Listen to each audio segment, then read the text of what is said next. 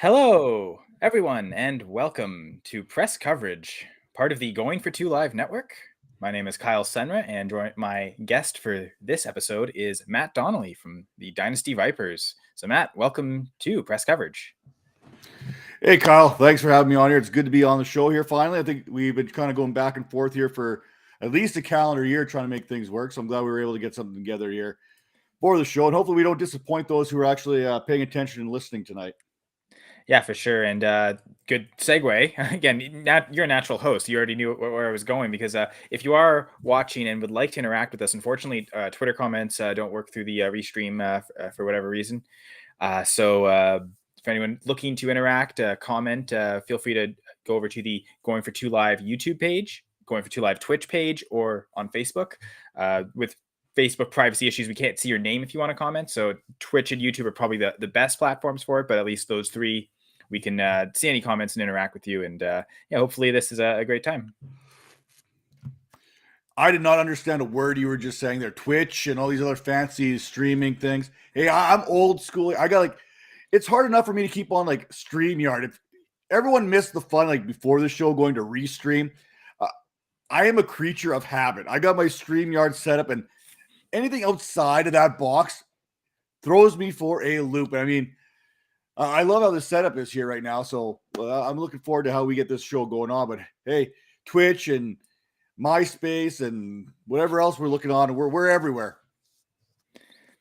Yeah, absolutely. And I think, again, hopefully everywhere, hopefully everyone's listening, watching. And the thing is the word everywhere, right? Because sports really are everywhere. No matter what country you go to on earth, sports are always so present. And Matt and I share a link, not just the facial hair, but also the fact we're both Canadian. So I guess the sports lens through the Canadian perspective is a little bit different. So maybe an answer that we haven't quite heard yet on this episode. So or on the show for this episode.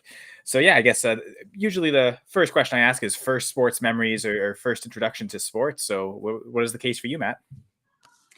Well, my first introduction to sports, and Kyle, you know this as well as anybody, growing up Canadian, you grow up with Canada's game. And no, I'm not talking about lacrosse, which is like officially official. I'm talking about the old puck stick there, a little hockey. I mean, what kid did not grow up playing hockey on the frozen pond, regardless of your abilities to do so? And I still remember, and that Hockey Night in Canada theme when that kicked off. I mean, you know what time it was here in Canada on whatever fuzzy channel you were watching on. Where I was at, we had like one channel. That was like channel 3, channel 6, and it literally played Toronto, Montreal. And my old man was a Toronto Maple Leafs fan. So by default, I became a Montreal Canadiens fan. That's how we rolled things. I remember those battles there with my dad, watching those games on that old box with no TV remote, walking up to the dial, turning it every Saturday night, watching the Canadiens and Leafs. And every once in a while, if the antenna, those bunny ears, if they were just tilted just right, we'd get the French channel and I'd get the Quebec Nordique and the Montreal Canadian game. And that was something special because that rivalry was as good as any. I mean, even sometimes when the Leafs and Canadiens, they had some ups and downs throughout the years, but that when you had Montreal and Quebec going at it, I mean, there was nothing better. But when we turn our attention to football, and again, my first football memory, yes, I watched a lot of the Raiders games. I fell in love with those 70s Raiders teams, thanks to the Sables there at NFL Films. But the first game that I can remember every single play in, every down, was the 1989 Grey Cup game between the Saskatchewan Roughriders and Dave Ridgway hitting that game-winning field goal against the Hamilton Ticats. That's basically probably a good reason why my love affair for football started, was that game, that Grey Cup game. I couldn't tell you the other 7 teams that were playing in this CFL at that time, or 60 at that time. We had 2 teams from Ottawa and Saskatchewan, both called the Rough Riders, because that's how we like to roll here. We don't like to make any kind of distinction. But my first memories was that 89 Grey Cup game. And of course, Hockey Night in Canada, each and every Saturday from the ages of like 3 all the way up till even now. I still watch Hockey Night in Canada. But now there's so many different platforms out there, Sportsnet, TSN. That's just here in Canada. You guys got ESPN, I think, plays some games. NBC, Doc Emmerich, he probably brought a lot of that game to life for our American fans here right now, but we had the Don Cherries, we had the Ron McLeans, these were the voices of my childhood. I know Don Cherry's kind of had his ups and downs throughout his career, and especially the last few seasons there. He's no longer with Hockey Night in Canada. But I remember him being a voice of my childhood once upon a time. We had the Rock'em Sock'em videos way back when. I can't remember a kid my age that did not watch every single Rock'em Sock'em video. And that is how it all rolled. So for me, it was watching Hockey Night in Canada. And then growing up in a town of like 300 people, we went out to the outdoor rink and played right after Hockey Night in Canada. As soon as that final puck dropped there, that final whistle went there, we were going to the outdoor rink and trying to duplicate everything that we had seen that night. Wow, quite an impressive story, and again on two surfaces, ice and grass. Although I mean, some CFL games end up being on ice, but especially Grey Cups in the playoffs, some of them really do look great, to be honest. But yeah, as a Ticats fan, that's a memory. I didn't actually wasn't actually alive for that memory, but it doesn't stop me from being upset about it. I'm also a Packers fan, and I still say the Lions beating the Packers in '62 when. It was their only loss of the season, and they ended up winning the championship. I'm still mad at the Lions for ruining the Packers' perfect season, even though it happened basically 30 years before I was born. So I'll forever hate the Detroit Lions for that. Sorry, Detroit.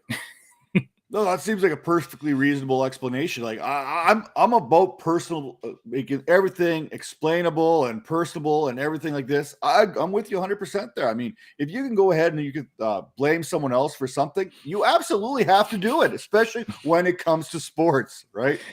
So we're Canadian. We're generous. We're going to allow the blame to go to everyone and not just we like to share. It's a share. Yeah. Everyone talks about Canadians being polite and this and that. Well, you know what? We want to share with everyone. So I'm going to share that blame right across the board to everyone out there, all teams, all 32 NFL teams. Just spread it out nice and even. And what do we got now in the CFL? 9? We got 9 teams now? Yeah. Ottawa's back, but not as and it was a slight distinction because I believe it's always been Saskatchewan Rough Riders, one word, but if I remember correctly, it was the Ottawa Rough Riders, right? That's how they got away with it. This is 2 words, so it's different. I mean, any of the viewers right now, you got to put on some of those old Grey Cups where you had Saskatchewan versus Ottawa. It was the Rough Riders versus the Rough Riders in these Grey Cup games. I mean, this is like podcasting, television gold when 2 teams of the same name are going. It's like watching March Madness when you get 2 Wildcat teams going at it, right? So we've seen this. It has happened, but it was a little bit different back then. I guess with college, there's hundreds of teams, not 9, so maybe there's a better excuse to have the duplicates. But now they're the Red Blacks. How do you get 9 teams and 2 of them have the same name? And at that time, there was only 8 teams, I think, even. So how do you get? I mean, that's impossible. What about the Winnipeg Blue Bombers? Does anyone want them? One year they're the East, next year they're in the West. They're that 4th, 5th team. No one can make a decision if they're in the East or the West.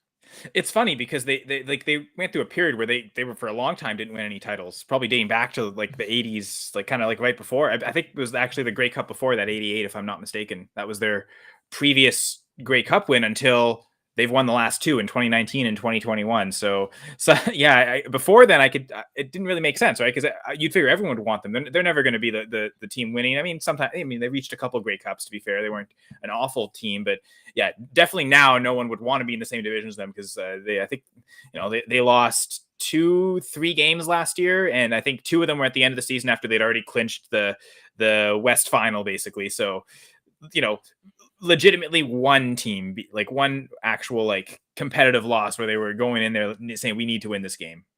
So yeah, kudos to the Blue Bombers who suddenly have turned it around. Look at this. Only on the going for 2. We are going to talk about a league where you can go for 1. That's true. Yes. Actually, a little hint at the guest next week, Linda Goffrey, who loves kickers. Maybe I should talk to her about the CFL because maybe she likes the CFL rules with the Rouge and how kickers can score in more different ways. Like a full 20-minute segment on the Rouge. Yeah, and I mean, maybe not totally unaccustomed because I do have, for going for 2, anyone who reads anything on goingfor2.com, the Twitter account for that is goingfor_2. During the CFL season this year, I did a DraftKings DFS CFL article every week. So, actually, there are a couple weeks I had to miss, but most weeks I think I got about 15 of the 18 weeks covered. So I got to ask you, Kyle, when you're doing the DraftKings CFL style, I know the NFL, they've got those prices, they're listed there. That's got to be in American dollars. When you're doing the CFL and DraftKings, is there an exchange rate on these prices? I guess I guess it's an American site, so they're pretty. They're just no. It's all our values. But now I'm trying to think comparative price wise. Like you don't really because like on CFL fantasy, you see like DFS, you see some quarterbacks in the $10,000 range, whereas you don't ever really see that in NFL. Like if a quarterback goes to 9,000 range, that's almost like too expensive on DraftKings. Like you'd avoid that. I obviously played more CFL than I do NFL, but like from what I've seen, you'd never see that. So I guess you're right. Yeah, because yeah, you've got $10,000 quarterbacks in the CFL. So I guess that covers the exchange rate there. Yeah, that's gonna be Canadian dollars right there. Yeah, for sure. So there you go. Now we solved it. So DraftKings uses a Canadian dollar algorithm. There we go.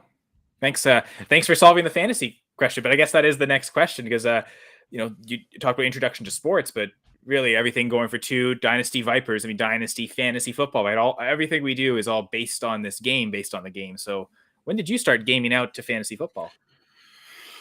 You know what? I can't quite put my finger on it, but I'm going to say it was probably around that 11th grade, 12th grade kind of thing in high school there. A bunch of us got together. I believe it was even on I want to say it was ESPN way back when.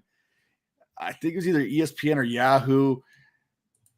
I can't remember. I remember my email that I used was like Dr. Feelgood. So it was right around that Motley Crue being big for me at that time. You remember, everyone had those weird Hotmail email addresses. Like, I mean, now you use your name, your professional name or whatever. I mean, I think back then it was like literally Dr. Feelgood and then some variation of my number or something. I can't remember exactly, but yeah, it was either Yahoo or ESPN. But we had a bunch of us on the football team. We got together. We didn't know really what we were doing, and there wasn't a whole lot of that information out there outside of maybe 4 or 5 publications, 4 or 5 sites out there that were doing fantasy football even then. So, I mean, you really had to work. It wasn't like the Wild West. Like we talk about Paul Charchian and Bob Harris and these guys who really were the forefathers of fantasy football.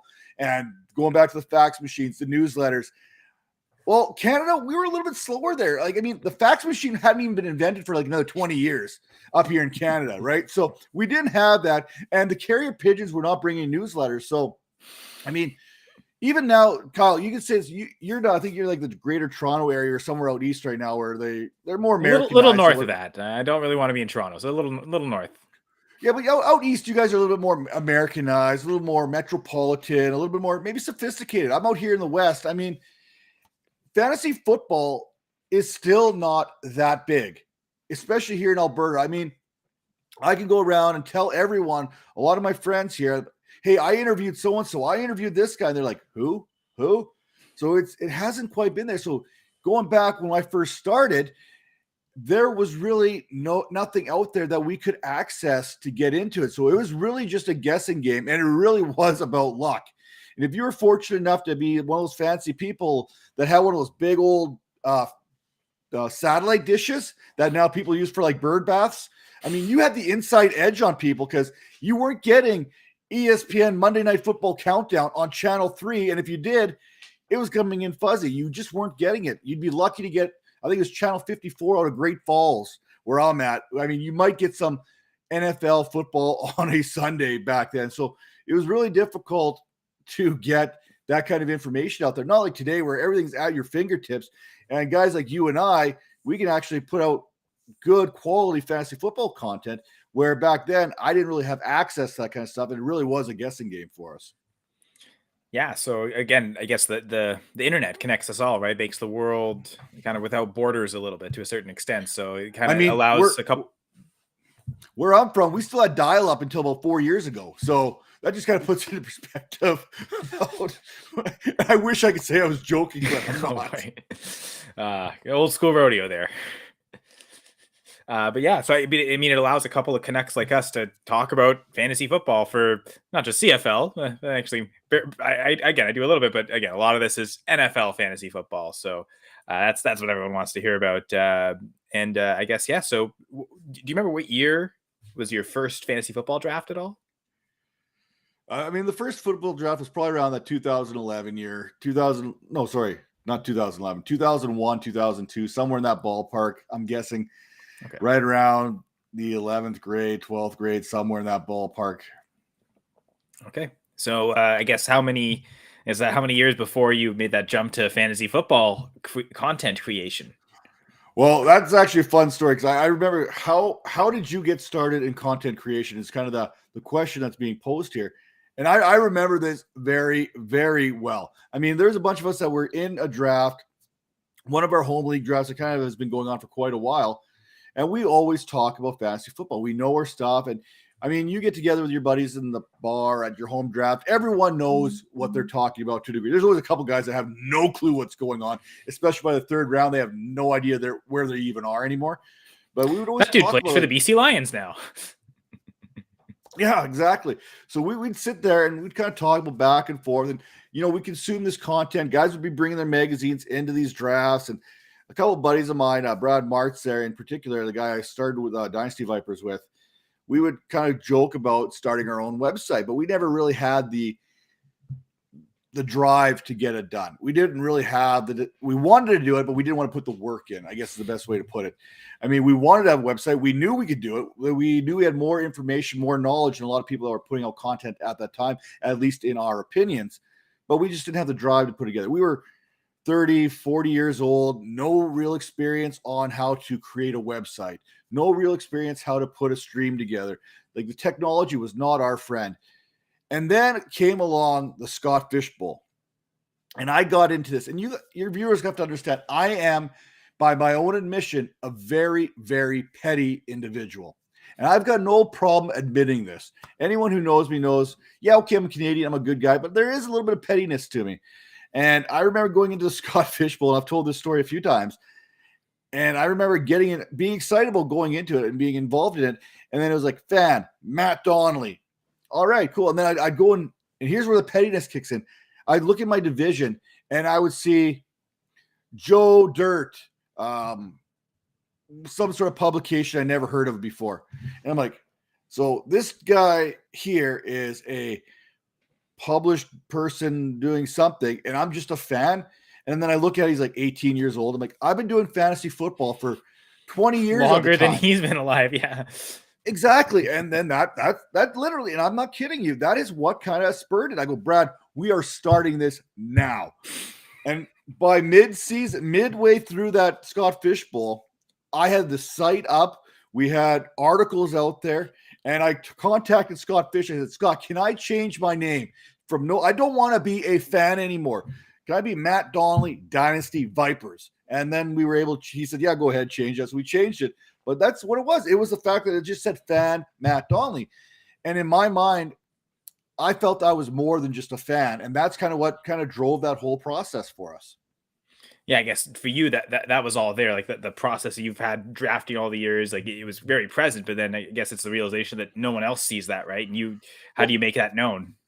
It is. And every time I'd go to my buddy's draft, I'd come up with my own personalized rankings based on value drafting there and stuff like that. So I would have my own rankings that I submitted. Now everyone can do it online. I mean, there's all kinds of great tools and stuff like that. You can basically customize your own rankings. But I was customizing my own rankings going into all these drafts ahead of time because everyone else in my home leagues was running off of these everyone was bringing like the same 2 or 3 magazines. So everyone knew what everyone else was drafting off of. So I would come up with my own rankings, which I was able to just put on the website after. Because let's be honest, you're going to go to ESPN for your rankings. You're not going to go to the Dynasty Vipers. It just started 2 weeks ago. So that's kind of the whole process in which that all became. And I guess I didn't post this in the show sheet, but obviously you know the answer since you did help create it. But Dynasty Vipers, I have maybe a little theory in my head of where that name might have come from, but I'm curious why you decided to go with Dynasty Vipers. There's not much of a story to it. I just thought a Viper was cool. I mean, there was really I was trying to think, how can we market something that is appealing to other people? What is a piece of merchandise that I would personally want to wear at some point? And I was like, hey, you know what? I'm looking around. I don't see anything with a snake involved in any kind of fantasy football area. So we wanted to distinguish ourselves separate from everything. And of course, Dynasty football, Dynasty Vipers, that kind of easily came together. But it really was. There's some bad images that we came up with. I mean, when we first started, there were so many times we could have got copyright. It was bad. I mean, we'd Photoshop something, and then eventually we were able to meet more and more great people in this industry that cleaned up our look for us.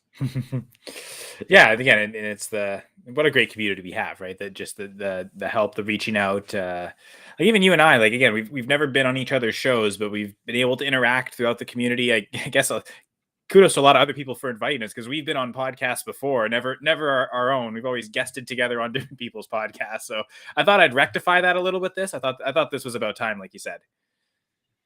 Absolutely. I mean, I think we were in the same milk bag division or powdered milk division in the Canada Cup. By the way, fantastic drafts, and those the bunch of Canadians get together, throw some money around for charity.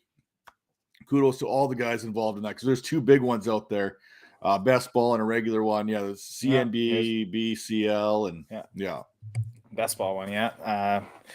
Yeah, I guess that would have been fun. I know you like hockey so much, and that the division theme this year was hockey. I would actually, and it was the original 6 NHL teams. So which division did you end up in? I think I know, but I also figure that's probably one of the most popular ones. So not every Habs fan would I got in on that action early, and I got in the Montreal division. Okay. I'm a Red Wings fan, so luckily that maybe not one of the more popular divisions, easy to get in. And I was true to form Detroit wise, and I ended up making a giant Lion stack. So yeah, I didn't do that well.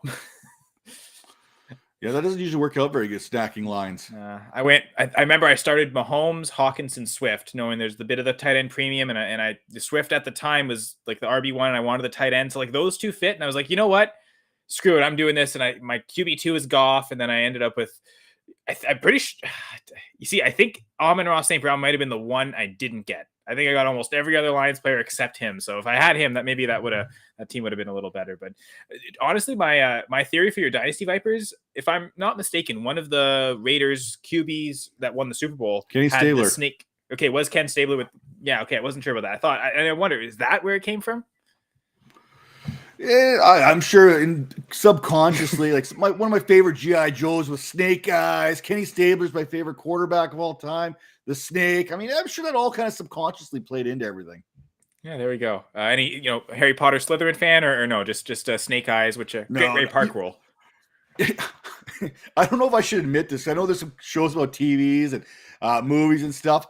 I have not seen a Harry Potter movie yet. Yeah, that's okay. I'm sure we'll get to some good movies later. So we'll make that this topic disappear for now. But yeah, I think okay. Next question was. Oh yeah, I already asked that one. Sorry. Yeah, clearly I'm the professional here. Not as big of a professional as these next few individuals, but who were your biggest influences? So my biggest influence are, and when we talk about getting into this podcasting, the streaming, being able to create that content, I remember watching NFL Fantasy. I remember working shift work and like recording it, pre-recording it, PVRing it, whatever you'd call it back then. And it was like, Marcus Grant was on there and Adam Rank and all these guys at ESPN or at, NFL Network. Well, Adam Rank is a guy I totally feel relatable to because we're both bald. No, I just love his personality, how out he is, and this knowledge he has into it, how entertaining he is. So for me, I try and draw a lot of that into what I do. I try to be as much of myself as possible because I find that refreshing and I love it. And then Bob Harris, maybe I got a thing for bald guys too. Bob Harris is another guy I absolutely love. He's done so much for me in this industry. Just having someone to talk to just about every other day. I kind of reach out to him, have a little conversation. He's been kind enough to get me on XM radio there on Football Diehards on multiple occasions. Like I feel like part of that team, but I mean, these are the guys who have influenced me, not just because of what they're able to do on the screen and what you see and how they interact, but these are two genuinely great guys. What you see is what you get with them. And I like to think what you see with me is what you're going to get. This personality you see, this is who I am on air. This is who I am off the air. And just the kindness that they've both shown me off air. That's this kind of stuff I want to reciprocate to the rest of the fantasy football community. I think that's what the community really is about. And those two are two of the guys who really show that the most, in my opinion.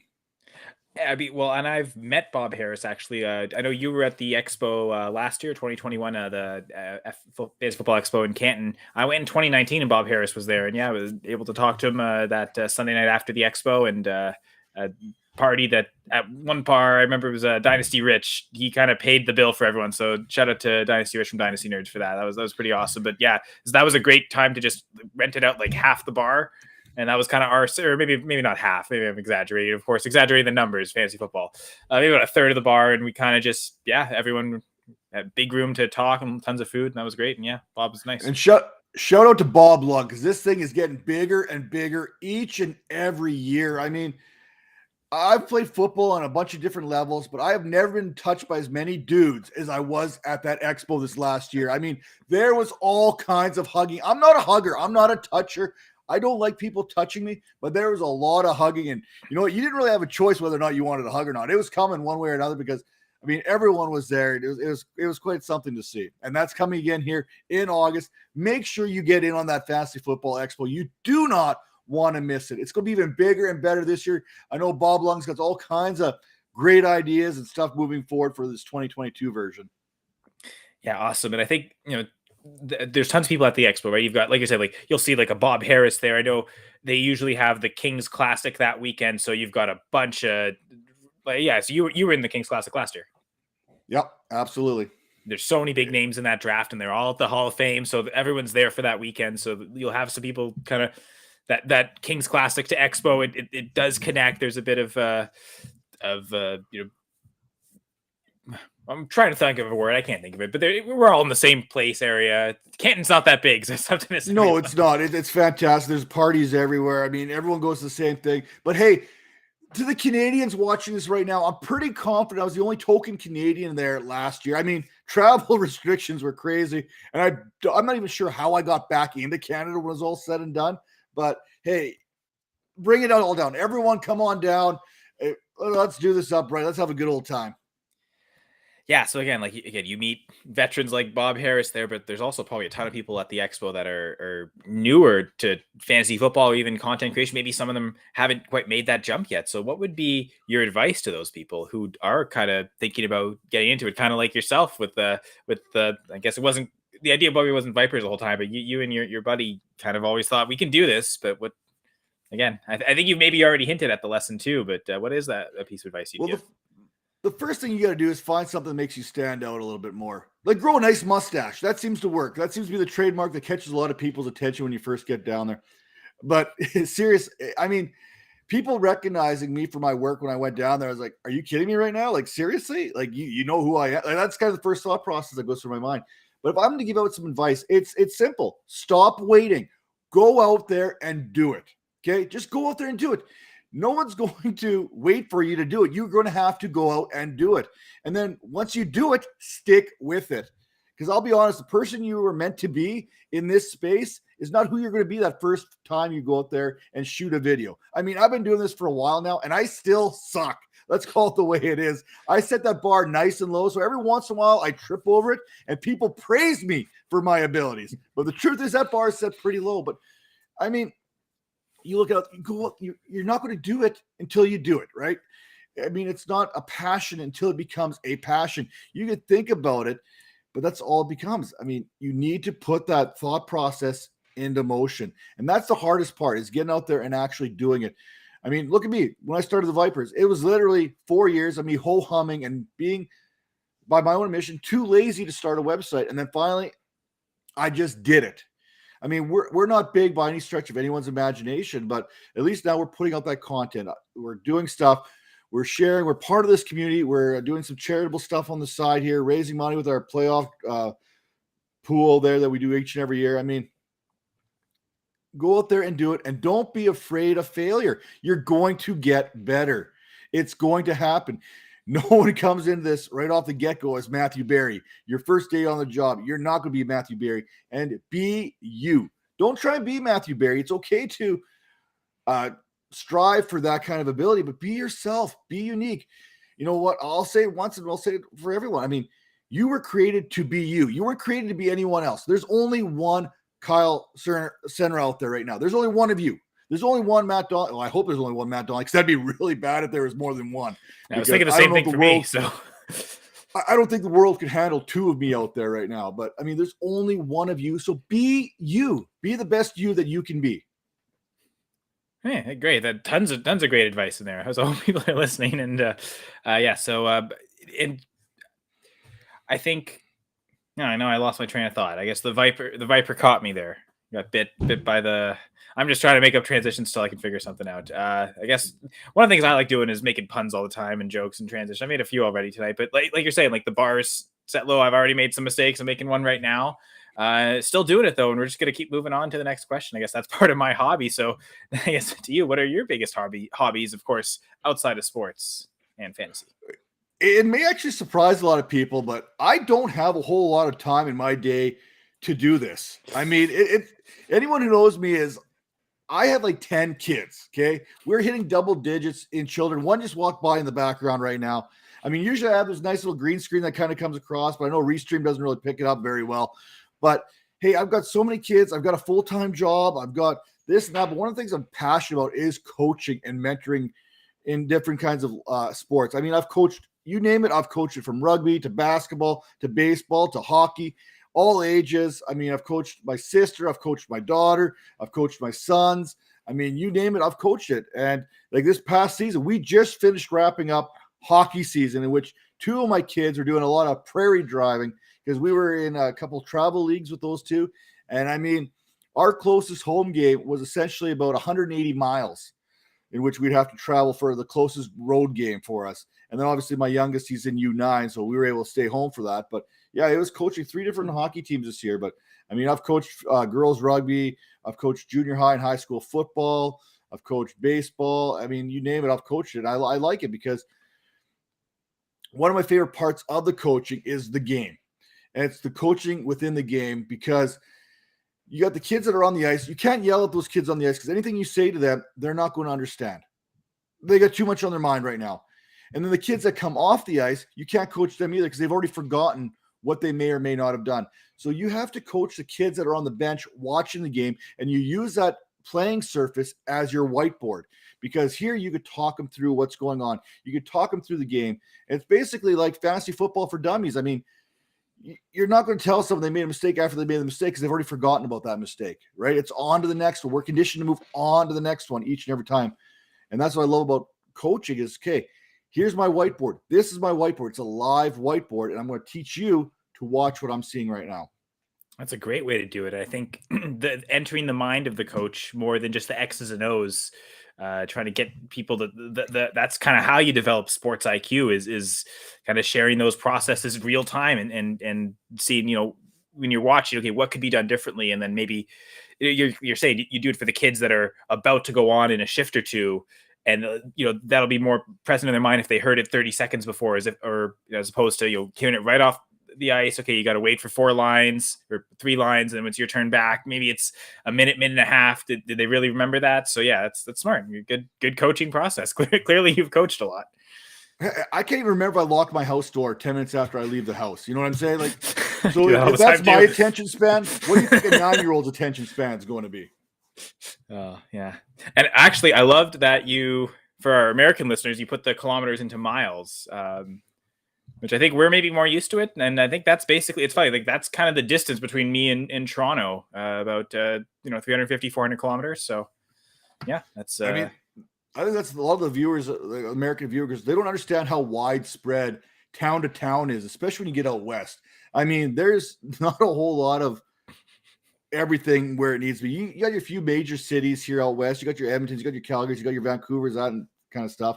But when you start driving, I mean, you can drive for hours before you hit another town out here. Yeah, Northern Ontario has sort of that aspect. I know it's the Briars on right now, so curling, another Canadian sport, and that never more obvious there where they actually do have an Ontario and a Northern Ontario participating. But yeah, it really does seem like 2 different provinces just within its own province. And yeah, the size of the provinces are probably bigger than most states. I mean, Texas is pretty huge, but outside of that, like, Quebec and Ontario kind of trump most. I mean, even Alberta is not that small compared to a lot of states. Like you could fit maybe 3 Dakotas into Alberta. Hey, you know what? I'm glad you brought up curling because there's nothing sexier than Men with Brooms, right? Another Leslie Nielsen film. Are you a fan of Kevin Cooey as well? Not so much. No. Figured the Alberta guy, also the hair choice. Yeah, no, he's a little too short for me. I mean, one of my favorite guys was Furby because, he's like a Furby, right? Remember Furby? I mean, how do you not like a guy named Furby? It's like an all-time name. One of my favorite quotes about curling in as a sport is from Randy Ferbey, and he talks about how when he was playing, I guess the Furby foursome, that's what they called it. Like I guess it's right around the time he started playing fantasy football, like right at the turn of the millennium. They won was it 3 out of 4 or 4 out of 5 Briars, and just completely dominated the scene for a bit there. But anyway, my quote from him is back in my day, again, that 2001 time, the most athletic part of curling was after the end of the game, everyone would run to get the best table next to the bar. But now, like, you see, like the fitness level of curlers now, and it's just completely taken off. And I guess that's his ultimate point. But it's just a funny anecdote, because I mean, everyone who plays curling knows like that the best part is for the the camaraderie after the game at the bar. And I think that's why a lot of people really get into the American curling. I mean, I think the guy had like a wicked mustache, long hair, a little thicker build. I mean, that's a man's man there right now when it comes to curling. I bet you your viewers probably didn't expect this much curling talk here on a fantasy football show, though. Yeah, actually, there's a Briar game on right now, so let's wrap this up now. I'm just kidding. No, we got tons of time, but yeah, we're not going to hurry too hard here. But yeah, I think before we get to the very fantasy specific questions, just one thing about the fantasy community. If you'd like to share a secret or something that the community doesn't know about you, now is your opportunity, Matt. Well, hey, I don't know if it's much of a secret, but I think we've kind of talked about here on the show already is I'm pretty transparent. I am who I am. There's no black and white. I'm not different. This is who I am. Like, I mean, the way you hear me talk and get onto this, I mean, I'm a pretty private person. There's some stuff that I keep private that I don't bring out. But maybe the one thing that the viewers probably don't know about me is I absolutely hate clowns. And I don't mean like Antonio Brown. I mean like Bozo the Clown, Krusty the Clown. I do not like clowns. It has nothing to do with Stephen King, has nothing to do with it. I have no idea where this phobia of clowns comes from. It's a fight or flight, but I mean, I go to the Stampede and stuff, and if I see a clown, I will clinch up a fist. Like, I mean, that's where that is with the clowns, and I don't know where that comes from. I mean, that's I know I'm not the only person that can't stand clowns out there, but hey, that's the one thing about me that I don't think anyone quite understands. I do not like clowns. Yeah, that's fair. And I guess a question about the Calgary Stampede. Do you often see clowns at the Calgary Stampede? Like, is it once per year that guy always stands out? I mean, we usually have our own Stampede here. I mean, it's a little bit smaller, so there's a higher risk of seeing a clown here and there. This Calgary Stampede is pretty big, and there's a lot of people that go out. I mean, it's the greatest show on the outdoor show or whatever they pump you full of there for whatever marketing scheme that they got going on. But I don't recall seeing a clown there at the Calgary Stampede, but I'm pretty confident there's probably a few walking around.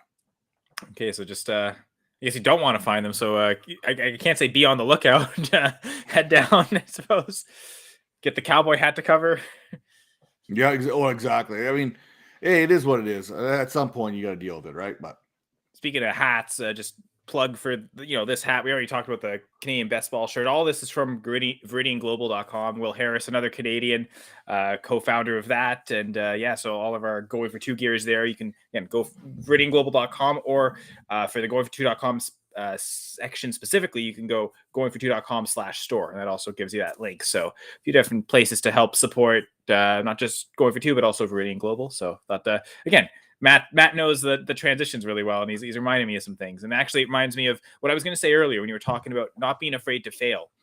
Like, again, we're all fantasy football analysts, and how many times do we get things wrong on our own fantasy teams, right? Just not even the analyzing part, like just when we're drafted and all this. But we don't stop. We just keep grinding.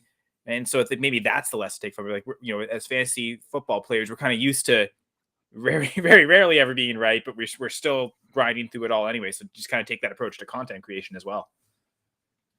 Yeah, no, look back at my tweets. If you want to go look at old exposed tweets or whatnot, I don't delete anything because I'm too lazy. I'll be honest. You could probably find some pretty bad takes that I've had over the last, 10 years I've been on Twitter. So, I mean, it's out there. Trust me. And if you want, there's more than enough times where I've been without my shirt, either swimming in snow or getting my chest waxed. So I've made plenty of questionable decisions in my day. I guess, well, I'm going to skip here because that transition's nice, but a lot of questionable decisions, but we also learned a lot, right? So, what's one revelation that you wish that you've gotten in your life, but that you wish maybe you figured that out earlier? And I know one of my guests at one point said that's almost impossible because everything you've done in your life is part of that revelation, like the process to get up there. So, ever since then, I've gone, oh, is this a good question or not? But I'll ask it anyway. Well, I mean, the simplest truth to it all is the person you are today does not define the person you are to become. I mean, we've talked about that a little bit earlier. I mean, I think generally speaking, society wants to put you in a box and they want to keep you there. And that's who they want you to be. That is who you are going to be. But you know as well as I do, like 6-year-old Kyle playing in the sandbox, peeing his pants. I mean, maybe you still pee your pants in the sandbox. I don't know. I'm not here to judge. But I mean, you're not that same person. For now. Like, look at almost every single one of us. I mean, I can segue this into the next question because it works so good, but I'm not the same person I was at 18, 19 years old. In fact, me today would want to kick my 18-year-old's ass. You know what I'm saying? I do not like who I was, but that definitely who I was is not who I am today, right? So I think that one revelation, I wish I would have understood this earlier because at that point at 18, 19 years old, I strongly felt that that is what society wanted me to be. That is who they wanted me to be. And that's who I had to be, which could not be any further from the truth. I mean, you are not that person. So, hey, if you do something bad, you're not a bad person. If you do something stupid, you're not a stupid person. That is not who you are. That is not who you are meant to be. I mean, we go into all kinds of talk here, but you are meant for something more. You might not know what that is yet, but you are meant for something greater than you think. I mean, there is untapped potential in each and every person out there. And I'd also add, like, the impact of every engagement we have is maybe not, we don't really know what, like, the other person on the receiving end of that has from our existence and our interactions. And maybe if we kind of could feel that, know that, we kind of understand how appreciated we all are as individuals. Well, anyone who has children knows this. I mean, there's that song, careful little eyes, what you see, careful little ears, what you hear, careful little feet, where you go. Because, I mean, where you're going, someone is sure to follow, right? I mean, your kids look up to you, and if they see you do something, they're going to want to implement that themselves, right? So, I mean, it all kind of wraps up in this whole nice little bow of how we want to wish we had gone earlier in life and how we understood things. But guess what? We're not always meant to understand something at 15, 16, 17 years old. I mean, there's still people 80 years old that are some of the smartest, most wise people in the world who are still learning and still trying to understand who they are in the whole scheme of life. Actually, don't think that's a coincidence. I feel like the wisest people are always trying to constantly learn, knowing that in our entire lifetime we'll never know everything, right? Like our brain capacity alone, like, just doesn't have that much. Our brain's amazing, but it also does have its limitations. Like, there's too much information for us to know everything. But as long as we're constantly learning along the way, that's probably the best way to go about it. Absolutely. Consistency, like Bob Long, right? The consistency guide and all that stuff. I don't know, maybe the answer to this is Bob Long, but one last question before we get to the real fantasy stuff. But if you could interview one person all time on your podcast, I know you've done a lot of great interviews late. I mean, just like last 2 weeks, JJ Zachariasen and Scott Pianowski, like those I listened to both those episodes. Those were 2 great interviews that you and your crew did. But if there's somebody you haven't done yet that you would really like to have come on your show and interview them, who would it be? So we're doing a lot of fantasy analysts out there right now. We've got Dr. Roto coming on here this week. We've got Jen Piacenti coming here later on in the week for the next week's show. I want to get more into players. I mean, could you imagine doing a podcast series on like the 70s Raiders teams and the stories that would have come out of that? Kenny Stabler studying the playbook by the jukebox slates, Lyle Alzado and all the crazy things he did. He literally stepped in the ring thinking he could beat Muhammad Ali in a boxing match. I mean, some of these stories, I mean, you get into some of the crazy people back in the day when it comes to sports. If there was social media, look out. I mean, some of the things that were going on that we will never know, those are the stories I would like to hear. But on a more personal level, I will be the first one. I battled addiction for a good portion of my life there. I'm now 17, 18 years clean and sober myself. So I would really love to have an opportunity to interview and talk to guys like Max Crosby, like Darren Waller, guys who've walked the same path that I have, but their path is different. There's more eyes on what they're doing. Is that beneficial? Is it not beneficial? I mean, their stories and the platform that they have would bring so much attention to those who are battling whatever that addiction may be, whether it's alcohol or drugs or many of the other different types of addictions that you can have out there. I mean, I would love to sit down for 10 minutes, for an hour, it doesn't really matter, and just kind of talk to them about their process and the battles that they went to and the battles that they're continuing to go through, because just because you've been clean and sober for 17, 18 years does not mean that there's not a chance that you could slip at some point later on. And if they have slipped, how did they take that? You know what I mean? Some people, when they slip and fall, they're like, oh, I'm done. I tried my best. Or they use that as a learning tool and they move on and they press forward. So for me, those are two guys I would absolutely love to sit down with, have a conversation with, and see if we can bring some more awareness and see if their stories and me along with it, and through association, could help someone else out there who's watching. Because, if you can reach even one person on one show, you've made a difference in someone's life. And I think at the end of the day, whatever your beliefs are, if you can make a positive change in one person's life, I think you've been successful in everything you've gone out and accomplished.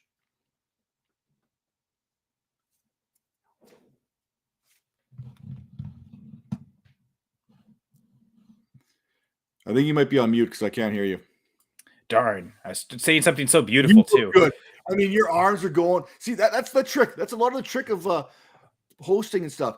It's all about magic. I mean, I grow this mustache so people don't pay attention to the words that are actually coming out of my mouth. And I use a lot of hand gestures so it distracts people from the actual content that I'm saying. Get some juggling balls and yeah.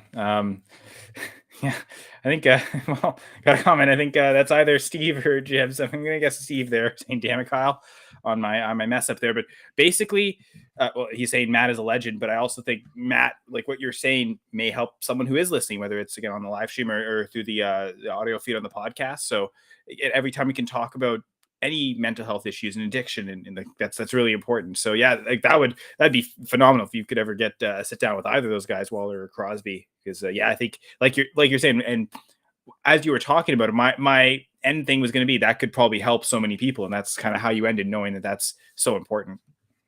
And everyone has that story at some point in their life that they've overcome adversity. Whether that is like something as simple as tying your shoe, not being able to tie your shoe and all of a sudden being able to do it, that's overcoming adversity to a degree. I mean, everyone's got these stories. These players who have overcome insurmountable odds to get to the biggest stage in their profession, they've overcome so much from 5 years old to where they are now. I mean, I think that's where there's so many great stories that we just haven't been able to tap into yet. Yeah, so I guess maybe we'll end that story there on that chapter and go right to fantasy football, because that's what we're all addicted to and all want to talk about all the time.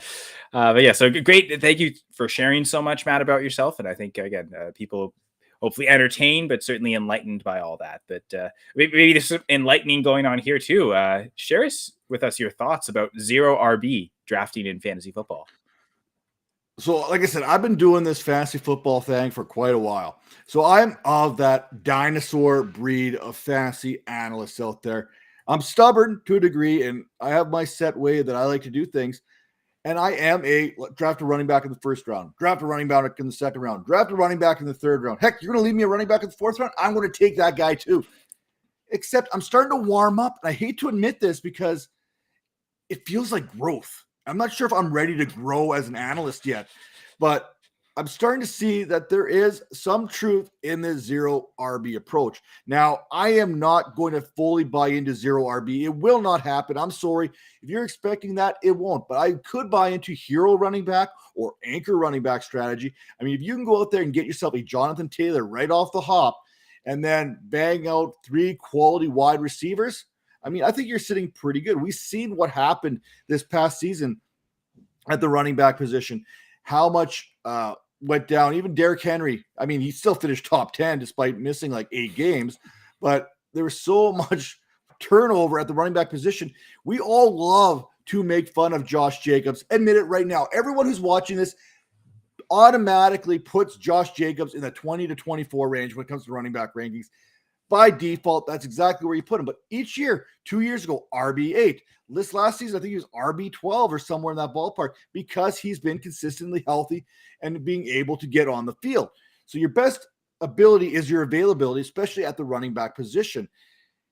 But we haven't seen running backs stay healthy, and that's where the problem is. That's where these zero RB truthers start to make their hay, because it's like, hey, you know what? We look at these top RB1s, these top 12 running backs, and maybe half of them were consistently playing throughout the season. And on top of that, there's maybe 6 to 8 what I would call true bell cow backs in today's game. 10 years ago, there was like 12. I mean, 15 years ago, you were looking at 18.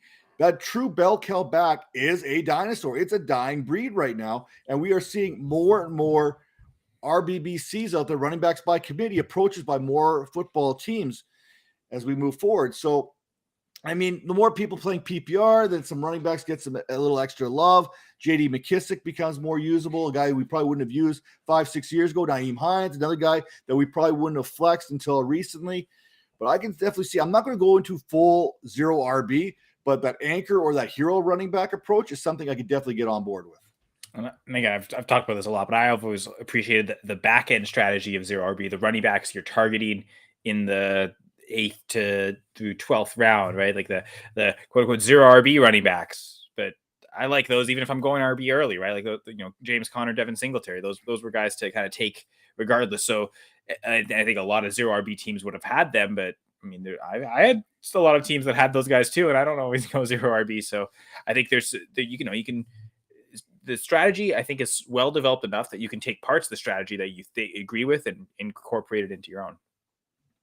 Yeah, I don't think there's many different paths to get to the same destination. I mean, there could only be one champion every single year, and most of your leagues are 10 to 12 team leagues. So your chances of winning are in that 8 to 10% if you're lucky in a redraft, all things being equal. So there's different paths to take, whether that is running back early, running back late, QB early, QB late, whatever that approach is.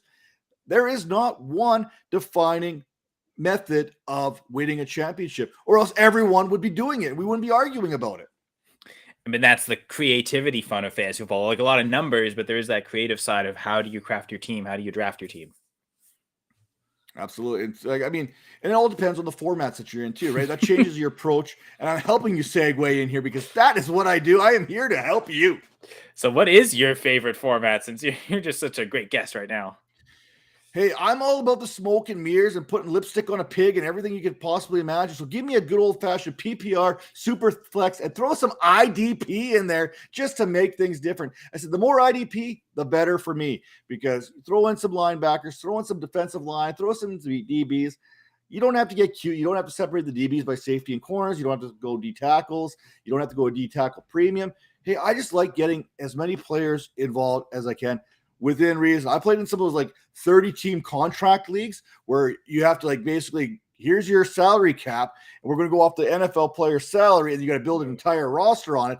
That is some crazy stuff. I mean, I haven't really had the time. Like, I mean, I'm the guy who's got like 50 leagues or so each and every year. And right around this time of the season, I end up getting myself into like 4 or 5 more because I get bored. But I mean, those are some crazy leagues. I love them, but it only keeps my attention for a short period. So give me a nice PPR Superflex IDP league. That's for me. Quick IDP advice: how high you drafted Max Crosby in an IDP league? And again, that's so dependent on scoring, but it is. I mean, if you're in one of those leagues that really rewards sack totals, it gives you like 6 points for a sack, or if you're in one of those leagues that's like a 3 point per sack, I mean, that makes it very where he's going to be, because I really do believe in value-based drafting.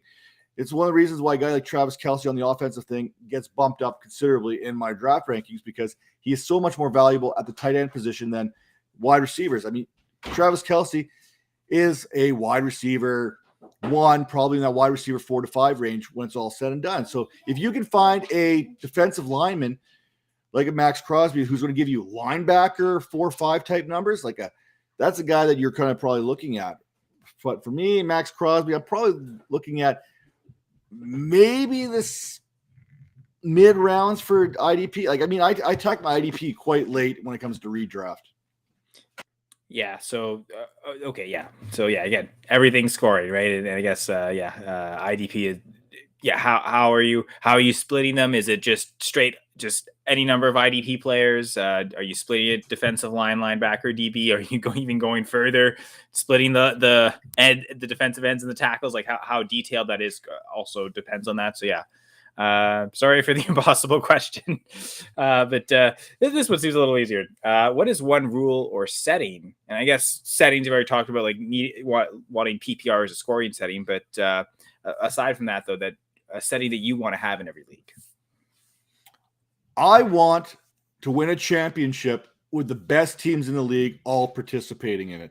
I'll play with any setting out there. I mean, as long as I understand what the settings are going into, anyone can be fun. But give me the 6 best teams in the playoffs. Maybe that's the top 4 teams based on all play. That's my favorite way to go. And then I like to reward other teams that may not have the best head-to-head records based on, because we know there's a lot of luck that is involved in fantasy football. So I like to have the best 4 teams in based on the head-to-head records, because I really love head-to-head. I mean, it's really good. But I also want the 5th place team to be the best all-play record, because if all of a sudden I've got a team that has a better head-to-head record, but their all plays like 15 games under 500, and the other team's like 20 games above 500, but they're going to miss the playoffs, I don't want that. That's not the best team getting in. That's a team that probably shouldn't be in there. You could literally have a team finish 4th or 5th in head-to-head, but still be the 9th or 10th best team when it comes to their all-play record. So give me that team with the 5th seed goes to the next highest team with that all-play record, and then give me the team that scored the most points that's not included in the top 5 right now. Put them in there as a 6th seed, because now there is no guaranteed wins anywhere across the board. I mean, you may have the team that finishes 6th with the most points for. They may have more points than the 2nd or 3rd place team in your league. So you've really made this a true who has the best team. I mean, there's always going to be a little bit of luck when it comes down to it. Let's be honest. There's no exact science. Fantasy football is not in a vacuum. So, hey, give me the 6 best teams on paper, and let's have a playoff, because then you know who the real champion is. Heck, that 6th place team might actually have the most points in the entire league. And if they were to miss the playoffs instead without that rule, that would seem, because again, like what you want to do is score the points of the team with the most points should be considered. So good ways to kind of incorporate that. Like, the 5th place, that's interesting, because I've heard leagues do both. Like, okay, like we'll put 5th and 6th place, the 2 highest scoring teams that don't get in, or the 2 best all play records. You're kind of mixing up both. So good versatility there from the Viper. Absolutely. I mean, hey, I just give me the 6 best teams. That's all I want. Just give me the best possible finals that you could possibly have out there, and let's have at her. All right, so best possible, right? So who is your all-time fantasy quarterback 1, running back 1, wide receiver 1, and tight end 1? This is a little bit more difficult. I actually had to write this down so I could actually take a look at it here. For me, all those numbers, right? I could go right off the numbers. It's true. I mean, I'm going to go with Aaron Rodgers as my QB1. I mean, what he's doing out there for the period of time that he's done. I know Brady could go out there. We know he's got the most fantasy football points amongst the quarterback position, but I think Rodgers' points per game is actually higher. So give me Aaron Rodgers. And then when we're looking at the running back position, hey, I want guys that I like. That's the first thing when it comes to my roster. So give me LaDainian Tomlinson, LT, who had 20.37 fantasy points per game, which is kind of Christian McCaffrey. He's there, but he's not healthy. Again, I'll go back to what I said. Your best ability is your availability. In the last couple of seasons, we haven't seen that, so it kind of takes Christian McCaffrey down a knock. But hey, Falk, he's right there, and Arian Foster, best bang for your buck running back probably of all time when it comes to fantasy, because he was an undrafted free agent. At wide receiver, I mean, I could go just about anything here, but hey, consistency, timelessness, all this other stuff comes into the equation too. Give me Jerry Rice. His 17.04 fantasy points per game ranks 10th all time at the wide receiver position. It's not bad. It's not bad, but you've gotten this over 303 games. 17 points over 303 games. You know what that number is? That's 5,162.8 fantasy points over his career. Easily the most of any wide receiver ever. And he did this. He was putting up numbers at 40 years old. If you can get wide receiver one type numbers out of your wide receiver when he's 40 years old and playing for the Raiders, absolutely mark him down. Give it to me. And then I really had a hard time not putting Travis Kelce in as the tight end one. All he's done is average 15.39 fantasy points per game over his career. But hey, shout out to Tony Gonzalez there, 13.02 fantasy points per contest over 270 games. He was a close second for me because I love the longevity that he was able to play with and the consistency he was able to do it with. That worked out to 3,514 fantasy points over the course of his career. So again, quick rundown: Rodgers, LT, Jerry Rice, and Travis Kelce. And Jerry Rice, you get a bit of Raiders representation there. Yeah, I got to slide that in.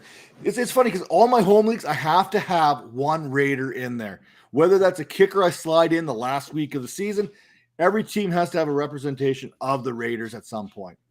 Was there a player in 2021 that you just felt like, okay, he's so cheap, he's ended up on so many teams? It was Hunter Renfrow for me. I went out and I went Hunter Renfrow shopping before the season even began because I knew I could get him at a discount value. I knew that he was going to be an integral part of this offense. I didn't think he was going to be as big as he was. I thought we'd get a little bit more out of Henry Ruggs. I thought we'd get a little bit more out of Darren Waller. But hey, we've seen what Hunter Renfrow can do. And now with Josh McDaniels coming, I think the sky's the limit. I think you've got yourself literally a comparison to Julian Edelman. I can't see him not being used similar, where he's going to put up the PPR numbers. He's going to be force-fed that ball one way or not, just like Deontay Johnson this year. I mean, Deontay Johnson he didn't have the yardage, but he got pumped like 12 targets, 18 targets every single game for like 40 yards. So I think that's something Hunter Renfrow can do. I think he can see 12 to 14 targets every game. The yardage might not be there, but hey, that's 14 points in fantasy right there. I think Johnson, I have that somewhere. I think he was third in the league in targets in 2021. Oh, I would have thought he would have been a little bit higher. I mean, he was getting Roethlisberger was targeting all the time. Yeah, there we go. You actually tied Devontae Adams for targets. They both had 169 targets. That's a nice amount, actually. And I mean, his yardage was not Devontae Adams' number, but touchdowns neither. But yeah, like just that type of volume, though. That's that. Like we chase volume a lot of times in fantasy football. So yeah, Deontay, great call. I mean, remember those Julian Edelman days where he'd get like 18 fantasy points and it was based on like 16 targets and like 20 yards. I mean, I think that's something that Hunter Renfrow could easily do and still have Waller have his value moving forward. All right, so now the final segment of the show, the high fives, as I call them. We'll go top 5 of 5 different categories. So starting with Matt Donnelly's top 5 favorite artists or bands. Well, I'm all over the map here. I mean, I do not have a genre when it comes to music. My musical taste is all over the map, so I'll try and touch a little bit of everything. It all starts with Aerosmith, Steven Tyler. I mean, you put on a little bit of Sweet Emotion there. You put a little Dream On. I mean, there's so many good tunes from Aerosmith, so they're definitely on there. Hey, and I got to get my country roots in here. I mean, Friends in Low Places, Garth Brooks. If you can't do that at karaoke, I don't know what you're doing to begin with. So give me Garth Brooks in there. Hey, and I love my Christian music. A little bit of respect to the Casting Crowns. You can throw Mercy Me in here. You can throw Chris Tomlin in here as well. I mean, Casting Crowns, some great songs if you've never heard of them. Great band there. And then, of course, Phil Collins. I don't even need to explain Phil Collins. I mean, I can sit here and just kind of tune out. I mean, I don't like the heavy metal stuff, but a nice little soft rock, a little bit of that, I'm in for that. And, of course, maybe the most disrespected, underappreciated band of all time, never had a number 1 hit, but had a whole bunch of number 2 hits. CCR. Put them on the board at number 5 for me. And I feel like, maybe I tend to be like I love albums more than songs. And I feel like they've had quite a few number 1 albums. So that's probably better than the number 1 hit single. You don't need the song. They have so many great songs. Yeah, exactly. I mean, I could have thrown in some Michael Jackson. I could throw in some Prince in there. I mean, I'm all over funk. I love myself some funk. I mean, you get some funk music playing, and I'm all in it. I mean, it just energizes you. It brings your mood up automatically. Awesome. Yeah. I guess, yeah. Next week, we're talking about TV shows, top 5. And I think some of these you would say, actually, probably all of these, same thing, good happy feel TV shows, or at least there's enough humor to make you laugh. Hey man, there's so much negativity out there in the news and the newspapers and the content that we're consuming through reading. Why would we why would we continue to poison ourselves with negativity? So give me some Brooklyn Nine-Nine. I mean, this is a show I watch almost every single night. My kids watch it too. I mean, everyone gets into it. And I've watched it like 5 or 6 times this year alone already, going through each and every episode. So that's up there. Of course, hey, Canadian show, Letterkenny. I mean, is there anything more Canadiana than Letterkenny when they get going? So, that's right up there for me. And then I love a little bit of nostalgia. I love getting old school here. Married with Children. That was definitely up there. I mean, when I was growing up as a kid. And then I remember watching Get Smart over and over and over again with my mom and dad way back when we finally actually were able to get a satellite dish 10 years after everyone else got the satellite dish. So that was good. And of course, G519 on your old dish, the USA Network, would always crank out the X-Men 90s cartoon. Yes, and that is making a comeback. It's so good back. It's making a comeback. Come on now. That's got to be on there. Yeah, on Disney Plus. But yeah, that theme song, one of the best ever. As soon as it cues up, right? Yeah. As soon as you hear that first little bit, you're like, that's it right there. Let's go. Let's see laser beams coming out of eyes and stuff. Let's do this. But yeah, just a quick comment about Letterkenny. So I am from Sudbury, Ontario, and they film a lot of it in the Sudbury area, a lot at farms. The corner store that the skids tend to dance in front of, that's a 10-minute walk from my house. So that's pretty cool seeing that every time that they do a scene there. So you're frequent there then? Frequent enough. Corner stores are nice. It's funny because there's literally a corner store directly across the street from that corner store. So it's I'll go this one this time, this one the other time. Yeah, you kind of decide. But yeah, and Get Smart is, if I'm not mistaken, that's a Mel Brooks series, right? I can't remember those. It's like a 60s, 70s Nick and Knight type show way back when. I'm thinking it's Mel Brooks was the guy who kind of created that way back. And I love myself some Mel Brooks. As we're going to reveal on the top 5 movies. Yeah, absolutely. Mel Brooks is one of my favorite creators when it comes to that kind of stuff. So yeah, so go ahead with your top 5 movies, actually. Well, we're gonna go from here to here when we talk about the movies. And first off, again, going to be a common theme. I love to enjoy myself when it comes to watching a movie. One of the good old-fashioned ones that's not the humorous type is Tombstone. I mean, Tombstone. I mean, Doc Holliday. I mean, if you can't get in behind, look, Twitter's got Doc Holliday memes all over the place. And that, for me, that was one of my favorite shows ever watching as far as movies are concerned. Deadpool, good old Canadian boy, Ryan Reynolds. I mean, Deadpool, the cartoon character himself, or the comic character himself, he's Canadian. So, we got to put that on there as well. The Blues Brothers, Belushi and Aykroyd. Anytime this movie is on, I am tuning in. It doesn't matter where they are in it. Give me the original Blues Brothers. I'm all in for that. Number 4, Tommy Boy. I mean, you can stick your head up a cap. No, I'm not going to go into that right now. But, hey, Tommy Boy is a classic right over there. Callahan Motors, much respect to you. And, of course, I could have gone with about 5 or 6 different ones here. I could have gone Airplane. I could have gone, Men in Tights is another Mel Brooks one. But I got to go with Spaceballs. A little bit of John Candy in there. A little spoof of Star Wars. Oh, man. Mel Brooks, Young Frankenstein, all those movies in there are absolutely fantastic. So those are my top 5 movies. And speaking of movies, I love that scene in Spaceballs where they're trying to, where do the heroes go? How about we rewatch the movie Spaceballs? Mel Brooks loves breaking the fourth wall, right? And you see all his movies. You see the Young Frankenstein. Yep. I thought that scene's so hilarious. But yeah, lots of Canadian content. I mean, Dan Aykroyd's Canadian. I'm pretty sure John Candy's Canadian as well. So Canadian respect throughout those movies. Okay, I gotta throw it out there, man. I love my Canadians. I gotta stay in tune with the fellow alumni here up in the Great White North. And by the way, I didn't know where to put this. I mean, it could have gone into the movies. It could have gone to the TV show. I mean, SCTV was a big thing back in the day. I tried to get the McKenzie brothers in there.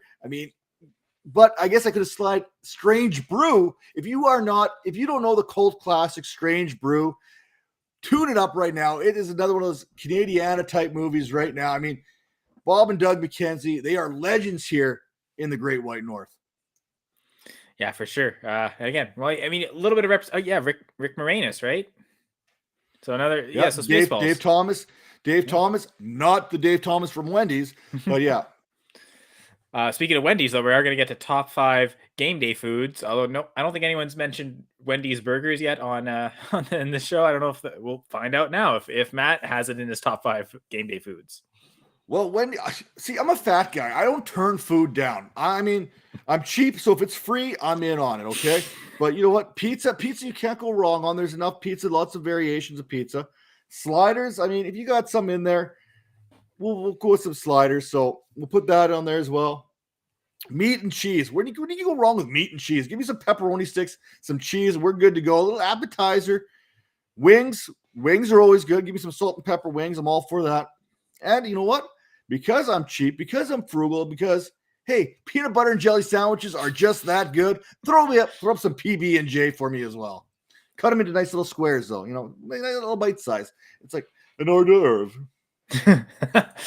Game day, right? You gotta make it a celebration. It's a finger food, then, right? If you cut them diagonally into 2 slices, it becomes like a whole hand. If you cut it into little squares, it becomes a finger food. You can still change the remote with the other hand, right? See, now you're thinking on the same wavelength here. I know. Well, celebration game days. Apparently, Mac his game days is women and beer. So good company and great liquids. That's all great. So yeah, whatever you need on game day. And we have one final top 5. So much talk about sports. We're gonna go back to it. So Matt, top 5 athletes all time. So I'm going to go with a couple Raiders right off the get-go because, hey, Tim Brown is a guy I absolutely appreciated and respected watching him play his game back in the day. Charles Woodson is basically the reason I kind of started wearing the number 24 in my playing days when he went from Michigan to the Raiders back then. So those are guys that I really looked up for. Honorable mention to Ken Griffey Jr. If you were not a Ken Griffey Jr. fan for whatever reason with the sweetest swing of all time, I mean, I don't know what to tell you because I can't remember anyone who wasn't a fan of Ken Griffey Jr. at any point in their career. So, but for me, I'm going to put the next 3 all together because in the early 90s, let's get nostalgic here once again. There was a cartoon series out there that was called the Pro Stars. There was cereal marketing for it. There was everything. You can Google it up. And those cartoon characters were Michael Jordan, Wayne Gretzky, and Bo Jackson all together on one screen. And I mean, this was everything for me. I mean, that was one of my favorite cartoons growing up was watching the Pro Stars series, in which these were heroes. Bo Jackson, Wayne Gretzky, Michael Jordan were not only athletes, but they were superheroes too. So for me, those guys are up there, but by far, Bo Jackson will be my favorite athlete of all time. I mean, early 90s, Bo knows, right? Bo knows he's my favorite athlete. He could do anything. He's a guy who played football. He played baseball. He could golf. I mean, remember those Nike commercials? Bo knows hockey. And he comes out with a Montreal Canadiens jersey that says Le Bo on the back. By the way, I found one of those in Edmonton once upon a time. It was a Bo Jackson, number 34, Montreal Canadiens jersey that said Le Bo on it. And it was signed by Bo Jackson. Wow. And when I went to go buy it, it was sold out on me. It's the one piece of memorabilia I am trying to get my hands on because it is part of your childhood. You know what I mean? It's like that is something that no one else that I know has right now. I know people who have a Patrick Waugh jersey. I know people who have game worn Brendan Gallagher jerseys, but I don't know anyone who's got a Bo Jackson Montreal Canadiens jersey. And I miss that. I'm so upset. And that's one of those regrets that I have, not being able to land that white whale when I had that opportunity to do so. Well, yeah, that would be. I'm sorry about that, but yeah, hopefully in your journey to that, and that's also kind of like a timestamp. I guess Patrick Wise too. They kind of remember a time from the Habs era, but it really does. It's funny that Bo I said Bo Nix, Bo Jackson played at that same time as Patrick Waugh, actually. So interesting time for, I guess, both the Raiders and the Canadians there. But a series with Bo Jackson, Michael Jordan, and Wayne Gretzky as superheroes. I can see the plot lines now. Like Wayne Gretzky, just this super mind genius that is great, but also needs a team around him to do the job well. Michael just want to be the best superhero ever. I'm the best. I'll be the best hero. I'll be better than all of you heroes. And just and will be to his word. Like he sets his mind to it. I wouldn't doubt it. And then Bo Jackson like could make like the recovery story, like the legendary hero, but is battered and defeated, and then like the comeback journey. So yeah, some great plot lines there. Yeah, I want to say that was right around 1991, give or take, somewhere in that era right there. I mean, they had everything. It was a cartoon series. It was a serial. I mean, this was the height of Bo Jackson, Michael Jordan, and Wayne Gretzky all at the same time. And there was another show up there. I can't remember what it was, but they used to have pro athletes face off against each other in real life in variable different types of situations. So there's an actual competition in which Wayne Gretzky absolutely like kicks the crap out of like Pele and all these other guys in a 40-yard dash.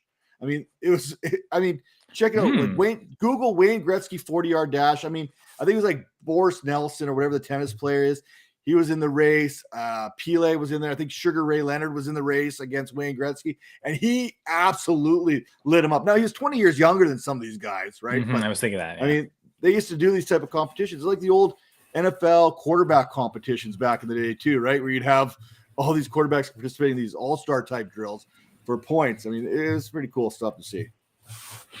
Yeah, that's awesome. So that's so great. It is funny because we think of Wayne Gretzky. Okay, he has more assists than anyone has points, and what a great passer. And he saw the game so well. And I mean, allowed the offense, the offensive control he established allows him also to have the most goals ever too. But the skating, right? Like, you need the mind's working quick, but you need the feet to also work almost as quick.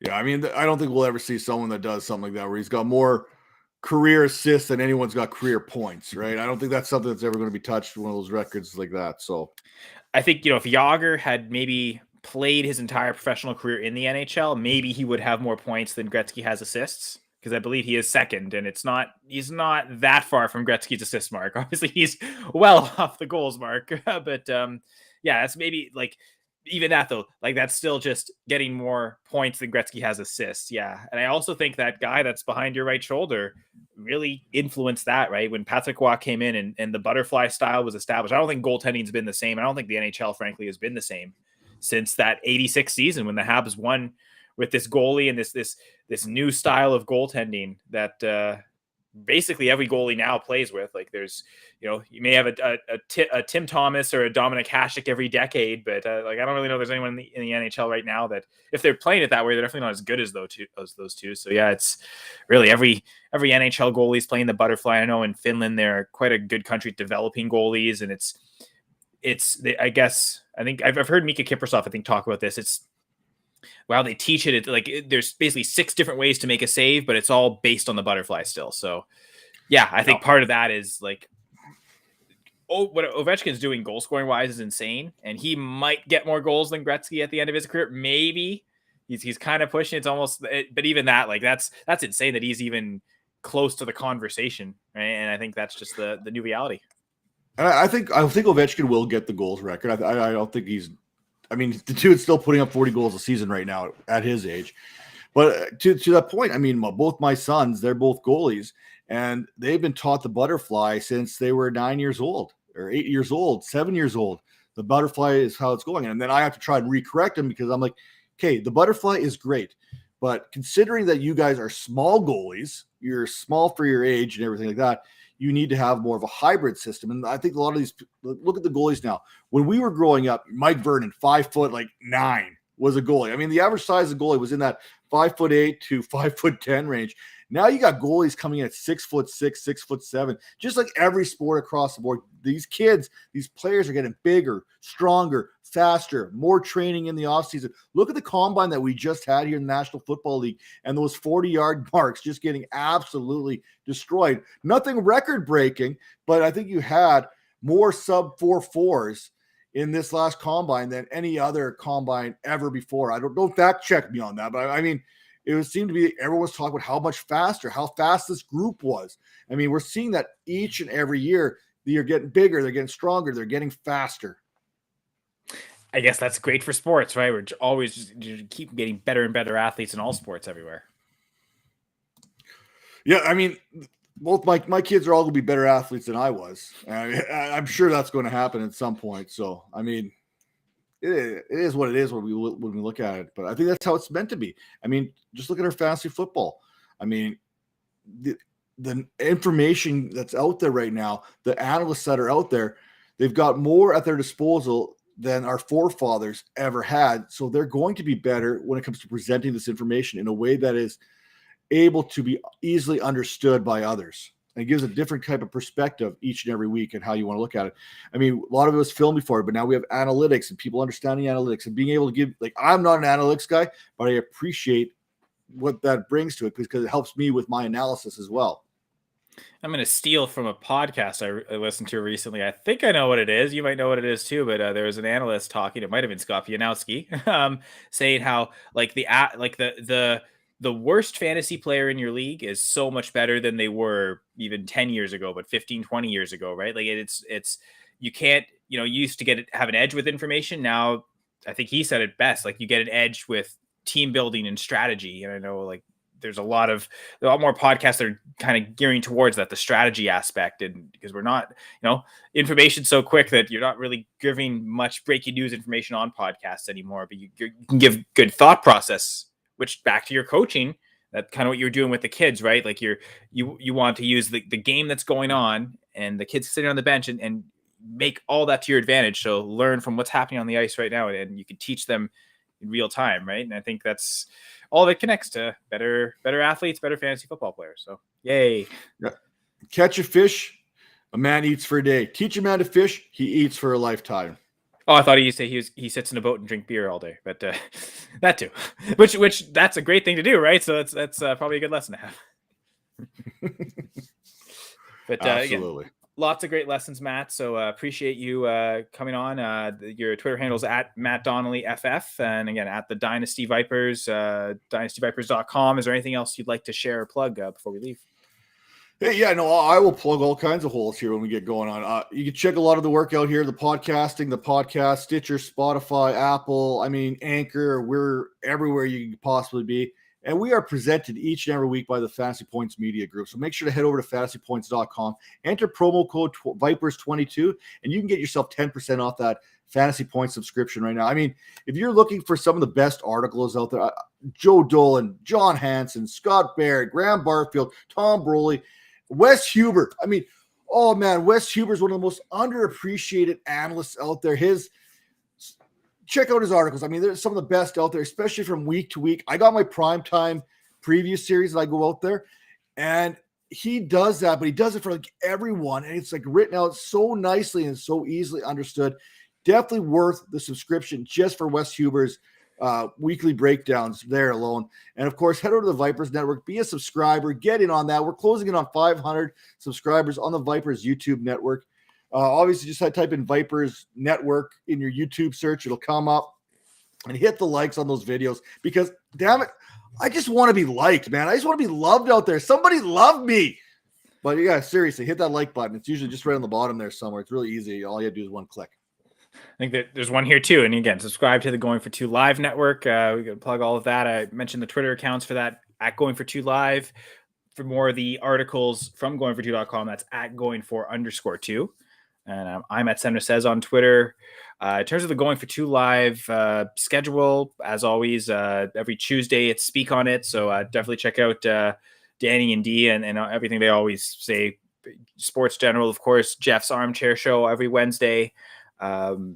I guess this is this isn't our Dynasty Gambit Thursday, but that'll be next Thursday. So I guess that's we'll be on St. Patrick's Day for that one. Next episode of the Dynasty Gambit, I'll be co-hosting with Brian and Devin again. So I think that's okay. I can never forget, of course. Next Monday, I won't be on, but Gladys and Jay will be on with the 2-point conversion. And then, of course, 2 weeks from now, back on with press coverage. So Gladys and I alternate those Mondays. And the next guest is booked. It's Linda Godfrey. Linda, we're kicking it with Linda. I know she loves kickers. So, definitely going to have some questions geared towards that aspect of the fantasy football and football game. So definitely check that out 2 weeks from now. Kickers are people too. Let's keep that in mind, man. Kickers are people too. A former co-host on the Full Press Fantasy Pod, he said that every time me and the other co-host would criticize kickers. So yeah, keeping me honest. So thank you, Matt, for keeping me honest here, but also joining and sharing all your time. This was a wonderful conversation. And I like you. I love you. And I love this whole thing. It's appreciated. I love being loved. And again, thank you all the listeners, viewers. Thanks, Steve, Jibs, Mac, everyone who watched live, everyone who's listening in podcast form. This was, on behalf of Matt Donnelly, I'm Kyle Senra, and this was Press Coverage.